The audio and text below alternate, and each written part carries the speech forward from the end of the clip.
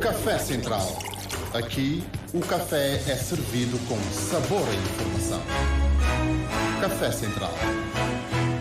Muito bem, e como temos vindo a anunciar, a nossa convidada de hoje é a presidente do Instituto para a Equidade e Igualdade de Género, a ICEG, doutora Marisa Carvalho. Bom dia, obrigado já agora pela disponibilidade. O ICEG está a comemorar 30 anos da sua criação. Obviamente que 30 anos não são 30 dias e nem teríamos também aqui a capacidade para resumir estes 30 anos nos 30 minutos, agora menos, mas vamos se calhar falar dos desafios, dos marcos do ICEG ao longo destas 3 décadas. Há dias organizaram um debate precisamente em torno dos desafios que o ICEG tem pela frente. O Ministro da Família, Inclusão e Desenvolvimento Social anunciou também algumas novidades. Uma delas tem que ver com um novo estatuto para o ICEG. Não sei se, portanto, esse documento já nos pode avançar alguma novidade desse documento, o que irá mudar, no fundo, em termos de organização, do financiamento, da forma como o ICEG se estrutura. Bom dia. Bom dia, Carlos. Obrigada por este convite e por esta oportunidade. Ainda antes de passarmos ao ICEG, eu acho que se impõe um grande agradecimento e um grande reconhecimento aos nossos tubarões azuis, à equipa técnica, principalmente a nós todos, que nos unimos como nação, mais uma vez, que demos provas a nível nacional e internacional de como nos conseguimos unir em torno de um objetivo comum e saímos de cara levantada. Não temos nada que apontar. Queríamos mais, queremos sempre mais, como é óbvio. Com certeza. Mas acho que temos aqui um grande motivo de orgulho nacional. E um dia desses vamos ter as nossas meninas também, que já começaram a trilhar, sim, digamos, esse caminho ao nível do futebol. Eu acho que temos dado cartas não só no futebol, no handebol, no karaté, no boxe. Portanto, nós somos pequeninos no tamanho, mas grandes, imensos no talento. E é realmente isto também que os estatutos do ICEG pretendem reconhecer, não é? Nós temos o ICEG, como disseste bem, foi criado em 1994, ainda como Instituto da Condição Feminina. Depois, em 2003, teve então uma revisão dos seus estatutos. Em 2006 passou a designar-se como se designa atualmente o ICEG, mas não teve depois uma atualização dos seus estatutos. Quer dizer que nós estamos há 21 anos com os mesmos estatutos, o que obrigatoriamente não reflete a evolução do tempo, não é? E da sociedade, principalmente naquilo que tem a ver com os recursos humanos. Portanto, recorda que a Lei Especial contra a Violência Baseada no Género é de 2011. Nós ficámos com a responsabilidade de gerir tudo aquilo que são estruturas de apoio à vítima, portanto, as casas de abrigo, os centros de apoio às vítimas, e isto implicou a contratação de técnicos especializados, porque têm de ser técnicos especializados para prestar este atendimento e seguimento às vítimas, só que isso não está refletido nos estatutos. Portanto, é necessário fazermos essa atualização. O documento já está pronto, portanto, ele já foi entregue para ser seguido os trâmites administrativos já desde o ano passado, e agora estamos a aguardar e estamos confiantes que 2024 será o ano realmente dos novos estatutos do ICEG, que isso depois vai nos permitir adequar o PCCS, fazer toda a atualização do próprio quadro da estrutura central, mas também principalmente reforçar os centros de apoio às vítimas nos municípios. Mas esse estatuto, este novo estatuto, inclui apenas a contratação de novos quadros ou alarga também aqui as competências do ICEG? Alargar as competências não, vai ter, como todos os institutos públicos devem ter, um conselho diretivo, não é? Portanto, é assim que está o próprio estatuto dos institutos públicos, é assim que determina. Vamos ter um conselho diretivo, vamos também adequar, que já temos em curso a adequação das coordenações, não é? Quando eu entrei no ICEG fiz uma remodelação no sentido de adequar as coordenações àquilo que são as autonomias que nós trabalhamos no nosso Plano Nacional de Igualdade de Género. Isso implica também depois a devida adequação do próprio corpo que nós temos, não é? Atualmente. implica também a contratação de técnicos especializados na área da comunicação, da estatística, de juristas, por exemplo, que nós não temos de fazer avanças ou fazer contratos. Portanto, vai ser toda uma reestruturação, realmente adequar o ICEG com um corpo robusto de técnicos e que realmente dê as respostas da melhor forma possível. Não quer dizer que não estejamos a dar até ao momento, mas digamos que nos desdobramos muitas vezes em multitarefas, que se realmente tivéssemos um corpo adequado de técnicos e que fosse realmente condicente com aquilo que é também a nossa responsabilidade. Mas como sabem, nem sempre os estatutos vêm acompanhados, digamos, desse suporte, esse necessário suporte financeiro, para não termos uma reforma apenas no papel, não é? Não. Bom, do pouco tempo que eu lá tive, quem me conhece já sabe que eu não faço reformas no papel e tudo aquilo que está no papel, ou não faço protocolos ou não assino nada que não seja efetivamente para o fazer, não é? Porque acho que já temos papéis a mais, acho que já assinamos coisas a mais, portanto, se elas não forem para serem efetivamente postas em prática, não valerá a pena. Mas há essa vontade política, portanto, vai ser condicente com aquilo que vai ser posto em vigor. Iremos ter depois a devida adequação financeira para que realmente possa se adequar depois o PCCS e depois assim na prática. Quando a gente faz o filme destes 30 anos do ICEG, para já a aprovação dessa lei de VBG, depois também a lei da paridade em que o ICEG esteve muito envolvido, que outros marcos, digamos, acabam por pontuar essa caminhada de 3 décadas? Eu digo logo que o grande marco foi logo a institucionalização de um instituto específico para tratar estas questões, não é? Portanto, logo haver essa abertura e essa vontade de se criar um instituto específico para tratar as questões de género foi logo um grande marco e um grande ganho que o país teve e que depois ajudou a pontuar tudo aquilo que são as grandes questões de género.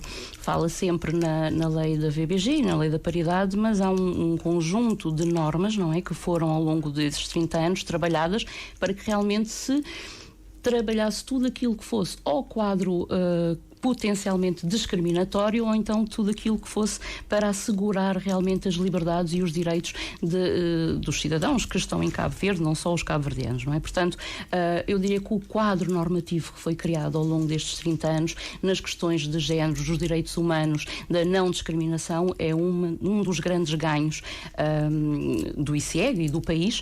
Também a questão da transversalização, não é? Nós tratamos agora a questão do género de uma forma transversal, quer isto dizer que todos os setores têm uma abordagem com enfoque em género, mas adequada às suas necessidades e aos seus desafios.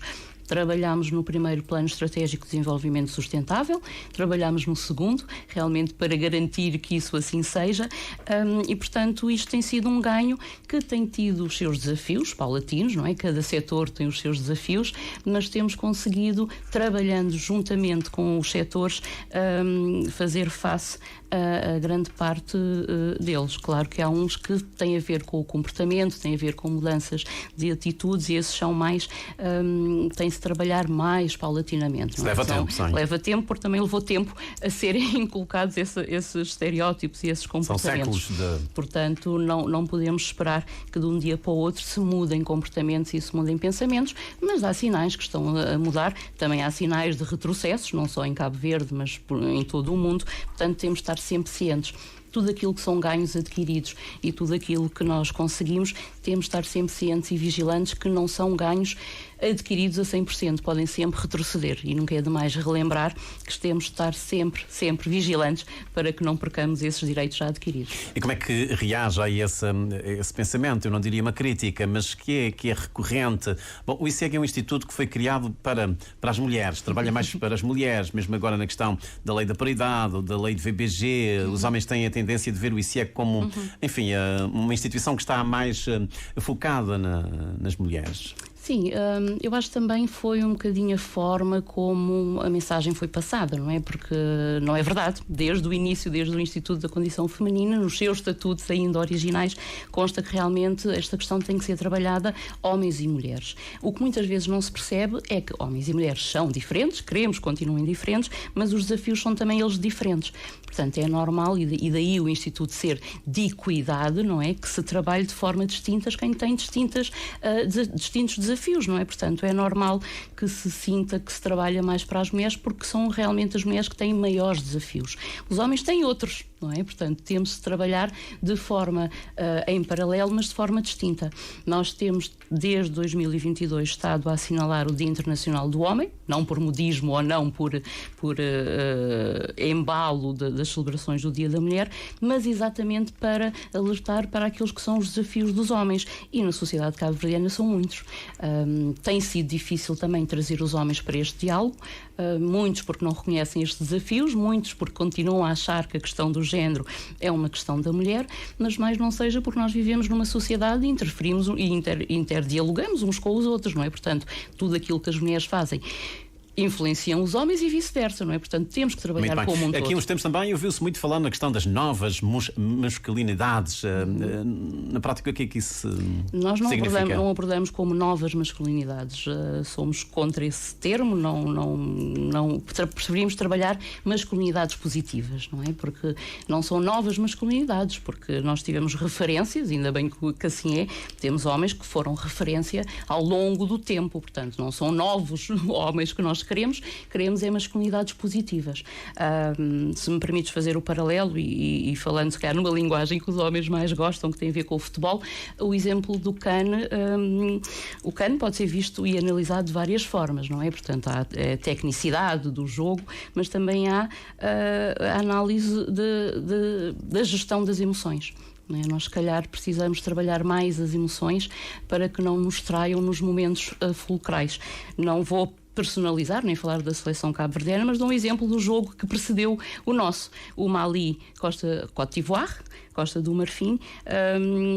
A seleção do Mali, no fim, manifestou toda a sua frustração e toda a sua desilusão por ter estado a ganhar quase durante os 90 minutos e depois de ter perdido a fase seguinte, e manifestou com muita violência. Normalmente é isso que acontece.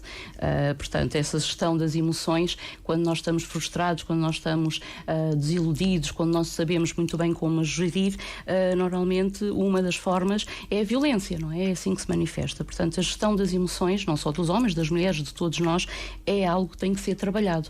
Por exemplo, falaste na lei da paridade, que normalmente diz que os homens acusam de dar mais interesse às mulheres. Não é verdade? Mais uma vez, o desafio é colocar as mulheres na política, mas os homens que já lá estão, que sempre tiveram vez e voz, também precisam de ser trabalhados. Fala-se muito. A lei da paridade fez o ano passado 4 anos, os homens estão no poder, digamos assim, há 40, mas as mulheres são sempre também apontadas a questão da meritocracia, a questão da capacidade. Se calhar voltemos para os homens e trabalhemos essas questões também.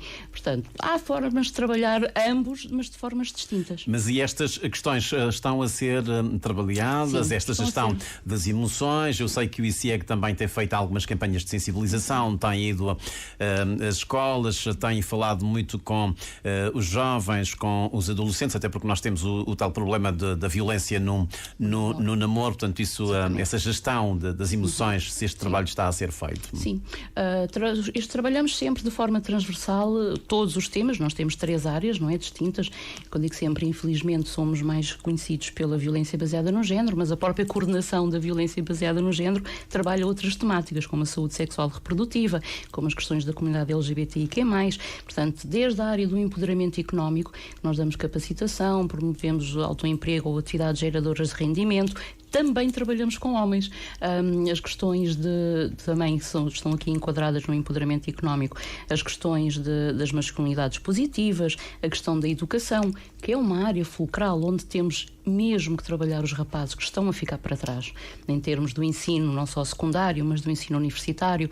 Temos mais raparigas e mais mulheres no ensino, a partir do ensino secundário, a partir do ensino universitário, apesar disto, mais uma vez, não se refletir no mercado de trabalho. Portanto, temos de continuar a trabalhar a questão das mulheres no acesso e permanência no mercado de trabalho. Mas os rapazes têm de ser começados a trabalhar esta questão da permanência também no sistema de ensino. Portanto, lá está, os desafios são diferentes, não é? Mas têm de ser trabalhados em paralelo. É mais difícil, porque faz parte da gestão emocional, não é? Que os homens reconheçam que têm problemas. Não são só estes, são as questões dos suicídios, são as questões das toxicodependências, são as questões da criminalidade, portanto, as questões ligadas à saúde. A saúde, mesmo o cancro, não é? Sim, o próprio Dia Internacional do Homem surgiu com essa tónica, não é? De alertar o homem para realmente cuidar de si próprio e não esperar até que as coisas já não têm mais solução ou são irreversíveis para poder procurar as estruturas de saúde. Portanto, são questões que têm de ser trazidas ao público e têm de ser faladas. Acho também 2024 ser o ano da saúde mental, ele também foi pensado com esse propósito, não é? Porque é necessário tratarmos todos, não é, da saúde mental, e não é nenhuma fraqueza, porque isso depois é sempre entendido, os desafios dos homens são entendidas como fraquezas, enquanto poderiam ser entendidas como oportunidades. E então é essa questão que nós temos que trabalhar desde cedo, logo desde a primeira infância com as crianças, e daí termos muitas ações de sensibilização nas escolas, porque também verificamos que, apesar de estarmos no mundo da tecnologia e do digital, ainda há muita falta de informação, não é? Sobre desde o que é violência, desde o que é que são relações tóxicas e o que não são, desde o que é aceitável e o que não é. Então temos de estar presentes. E este ano, depois das reformulações, termos estado a trabalhar a fundo a estrutura do ICIEG, este ano é o ano da prevenção e da sensibilização. Queremos estar cada vez mais presentes nas comunidades, na sociedade, para realmente alertarmos sobre estas questões. Uma questão importante também, em relação à qual o ICIEG tem batido muitas vezes nessa tecla, tem que ver com o empoderamento, digamos, económico das mulheres. É claro que não é o ICIEG que veio fazer isso, são precisas políticas, digamos, transversais, mas de todo modo, nessa questão da VBG havia também a necessidade de se criar esse fundo. O fundo foi criado há já bastante tempo, não tinha fundo, não tinha dinheiro, que agora vai ter, acho que são 43 mil contos, isso vai, sim, 42, isso vai resolver muita coisa. Exatamente, vai sim.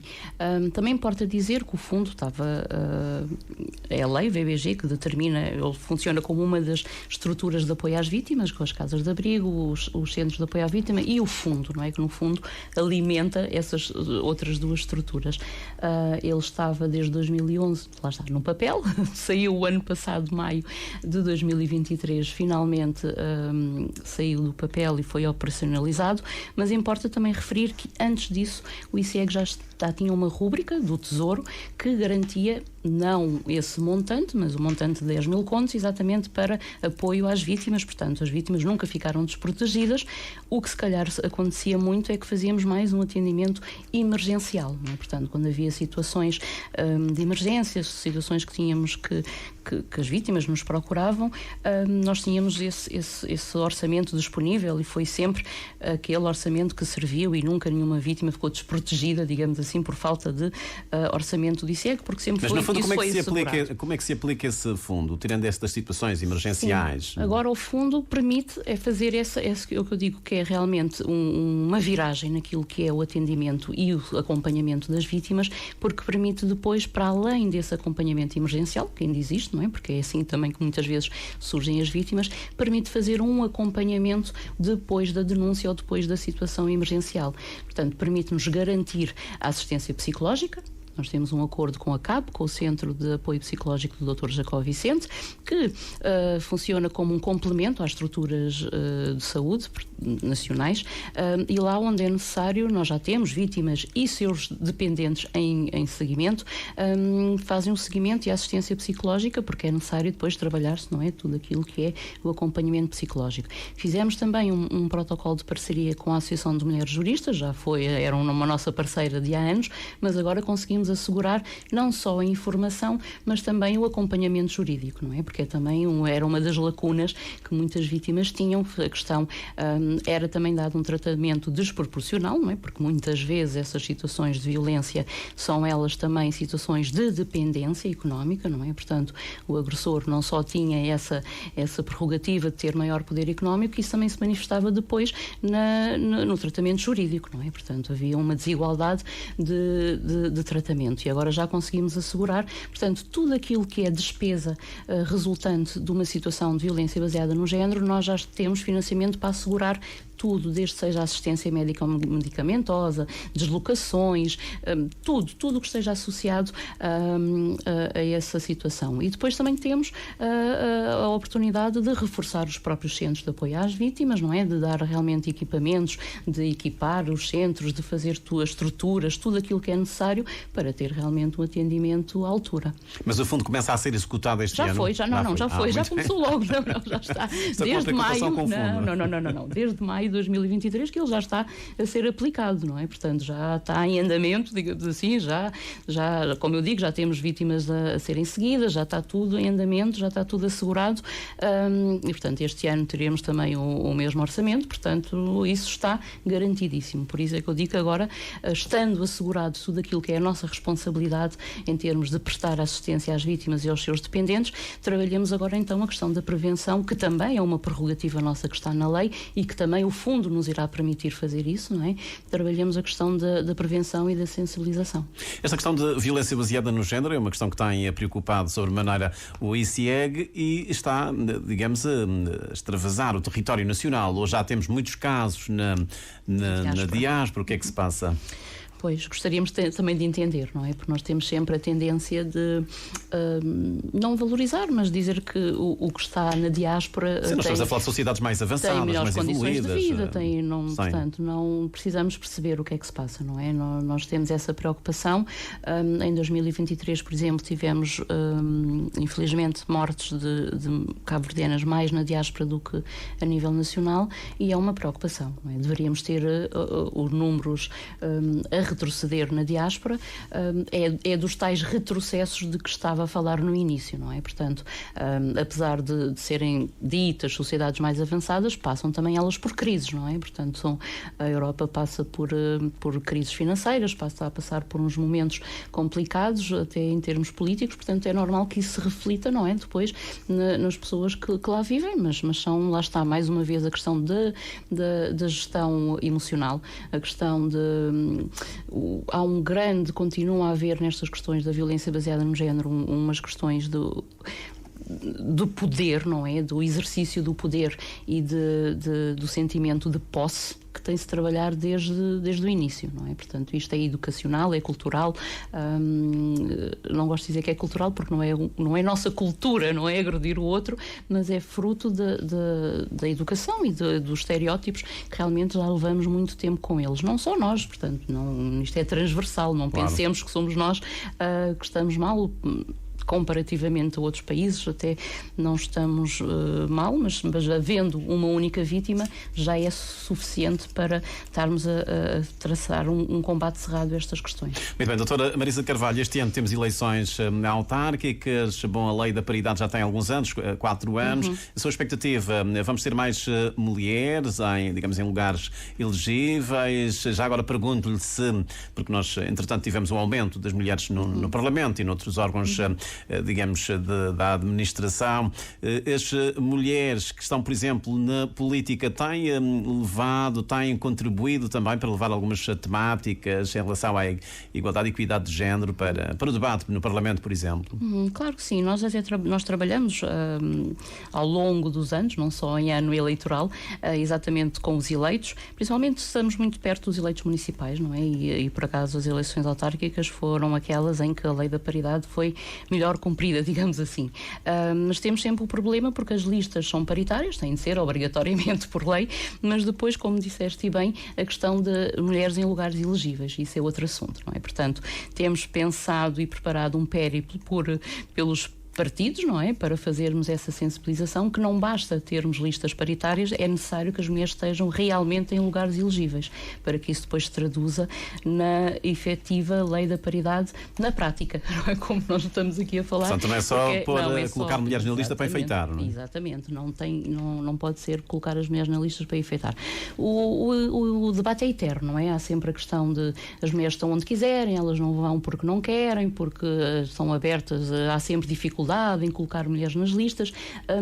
Eu lanço a pergunta de outra forma, não é? Que condições são criadas para que as mulheres estejam nas listas? Porque são coisas diferentes. Às vezes o querer não é tudo, tem que haver condições para que elas estejam. E é sempre, o debate é sempre o mesmo. Há uma grande violência também contra as mulheres, não é? Principalmente com as mulheres com cargos públicos, não só na política, mas sente-se... Estão mais expostas. Os ataques são mais direcionados, claro, são mais de outra índole, não é? Que se calhar são ataques para desmoralizar mesmo. Se calhar não afetam tanto os homens, porque também são de outro teor. Também há que criar condições. Nós falamos aqui na questão do acesso e permanência no mercado de trabalho, também é o mesmo. Basta dar sempre o exemplo clássico de marcar reuniões, por exemplo, partidárias às 8 da noite. Isso impossibilita logo, eu diria, 90% das mulheres de estarem presentes. Portanto, há que criar condições para que efetivamente as mulheres estejam, não é? Que nível de apoio é que é prestado às mulheres, por exemplo, que candidatas que sofrem esse tipo de violência, não é? Portanto, há que criar condições, há que perceber se realmente elas não querem, porque é que não querem. Portanto, essa demagogia ou esse questionamento tem que ter também o devido enquadramento e as devidas respostas. Não é só dizer elas não querem, não aceitam, mas perceber porquê. Realmente não aceitam porque e não há condições, muitas vezes, para que elas o aceitem. Portanto, trabalhamos também essas questões ao longo dos anos, não só em ano eleitoral, junto das comunidades, junto também das organizações da sociedade civil, porque é aí que começa, não é? A questão da participação cívica das mulheres, muitas vezes não começa diretamente na política, começa na sua comunidade, começa nas suas associações mais próximas, mas que também, mais uma vez, elas estão muito presentes nessas associações que são lideradas por homens. Claro. E, doutora Marisa Carvalho, já para terminarmos esta conversa, para os próximos 30 anos, o que é que... Para os próximos 30, futurologia. Não, desafios. Os desafios são... Ainda na linha do PETS 2, agora também, que o ICEC teve aí uma contribuição, o que é que, em termos de desafios para os próximos tempos do ICEC? Como eu disse, cada setor tem o seu desafio, não é? Mas eles estão enquadrados naquilo também que são as nossas grandes áreas, as nossas 3 grandes áreas, a questão do empoderamento económico, porque é uma questão, não é, pertinente, a questão do acesso e permanência das mulheres, a questão da formalização, a questão da proteção social. Portanto, não é só aceder ao mercado do trabalho, mas um trabalho que seja ele digno e com proteção e que realmente seja uma atividade geradora de rendimento e autossuficiente. As questões da violência, não é? Das questões da violência são incontornáveis. Em relação ao trabalho também, o ICEC já fez um estudo, não é? Sobre o trabalho não remunerado. Exatamente, o trabalho não remunerado, as questões do trabalho informal, o que é que impede os trabalhadores informais, por exemplo, de acederem ao INPS. Temos estado a fazer, porque é preciso conhecer. Nós temos também uma grande lacuna de dados, não é? Infelizmente nós precisamos de dados, não trabalhamos com achismos, não trabalhamos com percepções, trabalhamos com dados concretos. As universidades também deviam estar a fazer algum trabalho neste sentido. Também trabalhamos, mas a questão bate sempre no financiamento, não é? Então, que só podemos fazer quando temos o financiamento, vamos tendo, vamos fazendo e vamos realmente contribuindo, porque depois esses dados são públicos e servem para todos. As questões da violência, como eu dizia, são incontornáveis, não é? A questão da violência baseada no género, a questão das temáticas também da violência no namoro, o cyberbullying, que agora infelizmente começa a surgir e bastante nas escolas, não só secundárias, mas do ensino básico, as questões da tomada de decisões, não é? Portanto, são as áreas em que nós trabalhamos, a questão da participação cívica, da participação da mulher nos cargos de decisão, são desafios que eles são, digamos, permanentes, eles vão evoluindo consoante também a sociedade evolui, vão se transmutando, não é? Têm diferentes formas e nós temos também de acompanhar consoante eles evoluem, porque surgem novas temáticas, surgem novas formas de tratar as coisas e então vamos acompanhando, com a ressalva também que tudo aquilo que já nós garantimos não está salvaguardado. Temos de estar sempre vigilantes para que realmente não haja retrocessos. E pelo menos agora o ICEC vai ter um novo estatuto e vai ter mais recursos financeiros também para se reorganizar. Humanos, principalmente. Precisamos de recursos humanos. Exatamente, dos quadros. Muito bem, muito obrigado então por ter vindo aqui ao nosso espaço Café Central. Desejamos naturalmente sucessos aí ao ICIEG, muitos anos de vida e cada vez mais conquistas em prol da igualdade e da equidade de género em Cabo Verde. Foi assim o nosso espaço Café